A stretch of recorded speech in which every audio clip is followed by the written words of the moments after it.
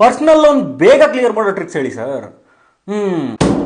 ನೀವು ಕೂಡ ಇವ್ರ ತರ ಬೇಗ ಲೋನ್ ಕ್ಲಿಯರ್ ಮಾಡೋ ಟ್ರಿಕ್ಸ್ ಏನಾದ್ರು ಹುಡುಕ್ತಾ ಇದ್ದೀರಾ? ಇಲ್ಲಿದೆ ನೋಡಿ ನಿಮಗೆ ಆ 3 ಟ್ರಿಕ್ಸ್. ಯಾಕಂದ್ರೆ ನೀವು ಎಷ್ಟು ಬೇಗ ಲೋನ್ ಕ್ಲಿಯರ್ ಮಾಡ್ತೀರೋ ಅಷ್ಟು ಬೇಗನೆ ನಿಮಗೆ ನೆಮ್ಮದಿ ಲೈಫ್ ಸಿಗುತ್ತೆ.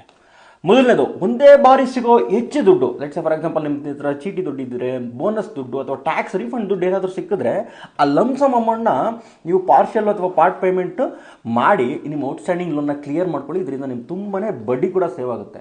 ಇನ್ ಕೇಸ್ ನೀವೇನಾದರೂ ಸ್ಯಾಲರಿ ಪರ್ಸನ್ ಆಗಿದ್ರೆ ಟಿಪ್ ಅಂತ ಕಮೆಂಟ್ ಮಾಡಿ, ನಿಮ್ಗೊಂದು ಒಳ್ಳೆ ಬೆಸ್ಟ್ ಟಿಪ್ ಕಳಿಸ್ತೀನಿ. ಅದರಿಂದ ನಿಮ್ಗೊಂದು ಒಳ್ಳೆ ಲಮ್ಸಮ್ ಅಮೌಂಟ್ ಸಿಗುತ್ತೆ. ನೀವು ಅದನ್ನು ಯೂಸ್ ಮಾಡ್ಬೋದು ಏನೋ ಪಾರ್ಷಿಯಲ್ ಪೇಮೆಂಟ್ ಮಾಡೋಕ್ಕೆ. ಇನ್ಫ್ಯಾಕ್ಟ್ ಈ ಟ್ರಿಕ್ಸ್ನ ನಾನು ಕೂಡ ಯೂಸ್ ಮಾಡಿದ್ದೀನಿ. ಆವತ್ತು ಇವರ ಮುಖದಲ್ಲಿ ಒಂದು ತೇಜಸ್ಸನ್ನು ನೋಡಿದೆ. ಸೆಕೆಂಡ್ನೇದು, ನಿಮ್ಮ ಮಂತ್ಲಿ EMI ಇನ್ಕ್ರೀಸ್ ಮಾಡ್ಕೊಳ್ಳಿ. This is the most effective way ಇದು. ಓಕೆ, ಆಲ್ರೆಡಿ ಇದು ಪ್ರೀವಿಯಸ್ ವಿಡಿಯೋದಲ್ಲಿ ಎಕ್ಸ್ಪ್ಲೈನ್ ಮಾಡಿದ್ದೀನಿ ಇನ್ ಡೀಟೇಲ್ ಆಗಿ, ಅದನ್ನು ಹೋಗಿ ಒಂದ್ಸಲ ನೋಡಿ.